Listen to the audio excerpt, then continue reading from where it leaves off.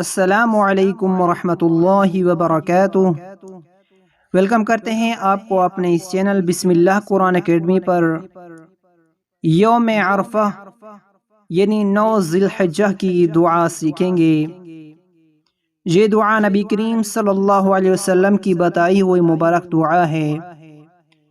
رسول اقدس صلی اللہ علیہ وسلم نے فرمایا، سب سے بہتر دعا یوم عرفہ کی دعا ہے، اور اس دن جو کچھ میں نے اور مجھ سے پہلے نبیوں نے کہا ہے، اس میں سب سے افضل دعا یہ ہے: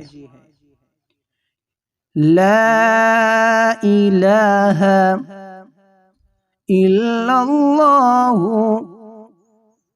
وحدہ لا شریک لہ وحدہ لا شریک لہ لہ الملک ولہ الحمد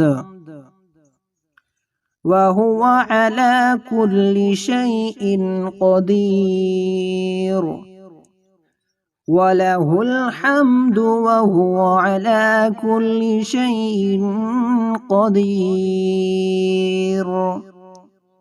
یہ دعا رسول اللہ صلی اللہ علیہ وسلم نے سب سے بہتر دعا کہا ہے۔ رسول اللہ صلی اللہ علیہ وسلم نے فرمایا، سب سے بہتر دعا یوم عرفہ کی یہ دعا ہے، اسے ضرور 9 ذی الحجہ کو پڑھنا چاہیے۔